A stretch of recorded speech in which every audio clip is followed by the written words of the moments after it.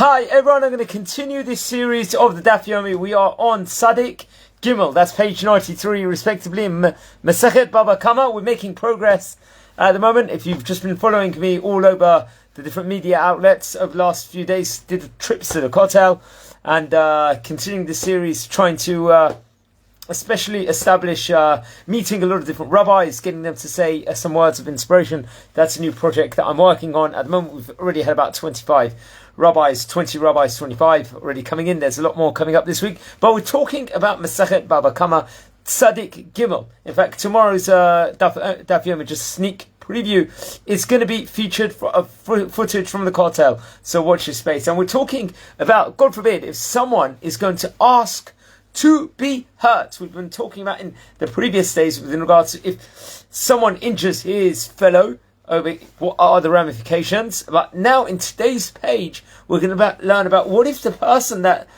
the victim, he asked to get hurt. He told someone else, hit me or whatever it might be. We're talking about in those realms. What is the Gemara going to actually say over here? So we can ask questions. What if the injured person had requested it?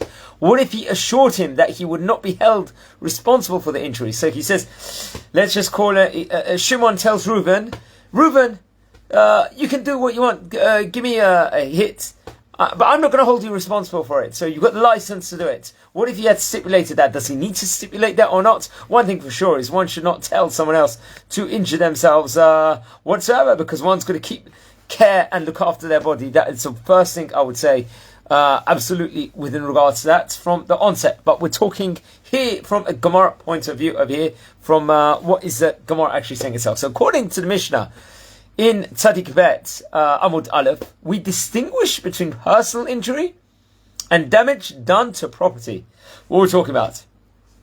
Let's give an example. If a person asks to be blinded, God forbid, or have his arm cut off or his leg broken, let's just say, the person who causes the injury will still be held responsible over here in those even cases. So seemingly, if Reuben tells Shimon to do that to him, and this is, I changed my mind, I was having a joke, and the thing is done, that Shimon's got to have the sechel to not do this.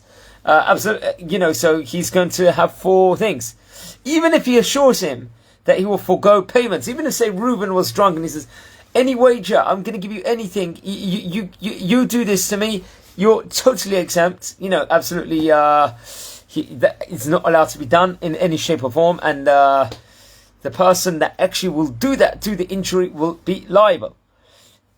Or let's just say now another example. What if he asked his friend to tear his clothing or to break, let's say, his vessel? He will be responsible. Although if he assured his friend that he would forego the payment also, then he will not be held responsible in those cases. Okay, there's explanations given by the Gemara to explain the difference between personal injury, where the attacker will always be held responsible, and damage done to property, where under certain circumstances he will not be liable. So what are we talking about here? He will not be held responsible. So let's see which circumstances. There's a rabbi of the name Rabbi Sheshet. He says that it is an issue of pegam mishpacha. What is that? The entire family will be embarrassed if the person now is blind or missing an arm, so he does not have the ability to allow such an injury to be done to him. So Shimon can't say, to look at it at this angle, Shimon tells Reuben to break his arm. There's consequences over here where the family of his is going to suffer due to that breakage of arm over here. So it's not just he's got the right for him to self, for one crazy reason or another, why he would say it, the family is going to also suffer from that. Now Rava says that we work with the assumption that no one will be willing to suffer such an injury to his body. No one wants it. So there's that sort of like chazaka assumption over here, that of course you can't injure someone else. No one wants to get that injury, even if he says he wants it. Of course he doesn't want it. Even though he might be willing to allow such damage to be done to his property, though. The property is a different case scenario where the damage is to be done. However, the actual body itself, we assume that even if someone says something, obviously he won't want it done naturally. And then there comes in Rabbi Yochanan. What does Rabbi Yochanan say over here? He says that we cannot always be certain of the intent of a person who says the word yes or no in circumstances like these. Like say if he wants to break his leg, he tells someone else to break his leg. How can you take him seriously and do it? Obviously, it's pretty obvious he's going to come to regret it. If it's in those so unequivocally, it won't be allowed. According to Rashi, Rabbi Yochanan's statement should be understood to mean that we must take into account the tone of voice that is used. So the way he says it, we know that when someone says something, the way they say it is very crucial. It means, is he being serious or is he not? Perhaps when he said sure, he meant it sarcastically. That's in the sarcastic tone also. So sarcasm is very much when you don't take it seriously.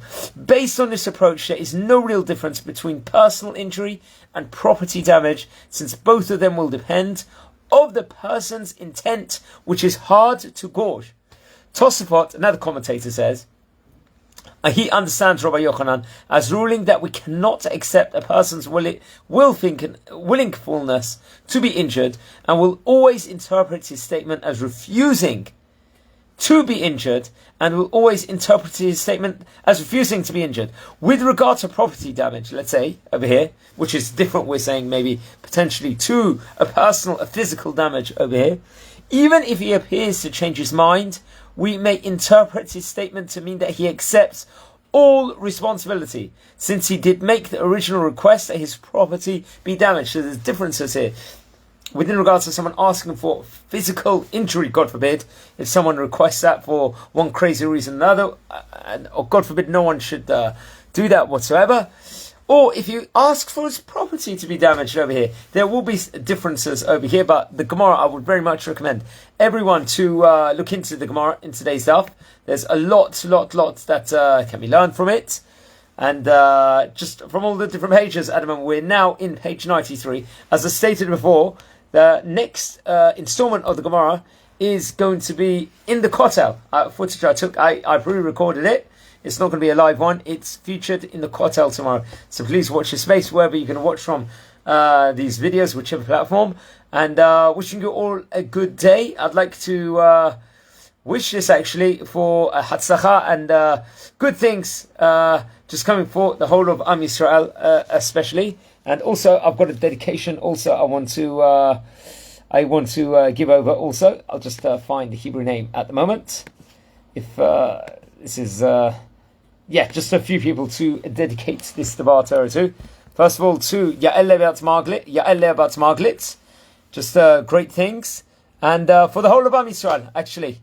We want there to be good things for all our heroic soldiers out there who are protecting Am Yisrael, and just for safety for the whole of Am Yisrael, and just good things to come. And Be'ezrat Hashem, maybe we see the rebuilding of the third Beit HaMikdash very, very soon. And wishing you all a Shabbat Shalom here from Israel.